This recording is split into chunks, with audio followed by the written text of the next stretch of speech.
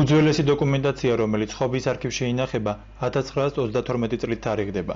აქ მოიპოვება სხვადასხვა კატეგორიის საარქივო მასალა. მუდმივად შესანახი დოკუმენტაცია, რომელიც გარკვეული წლების შემდეგ მუზეუმის კუთვნილება გახდება და პირადი შემადგენლობის დოკუმენტაცია ბრძანებებისა თუ უწყისების სახით. ჩვენთან ინახება 1921 წლიდან რაიონის მასშტაბით შექმნილი დოკუმენტაცია.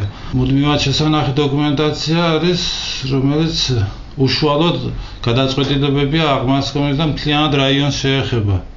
რაც შეეხება პირადი შემადგენლობის ბრძანებებს, ხელფასის უწყისებს, ინახება 75 წლით ადგილზე. შემდეგ ნადგურდება ამ ვადის გასვლის შემდეგ. ჩვენთან არის საკომლო წიგნები 1931 წლიდან.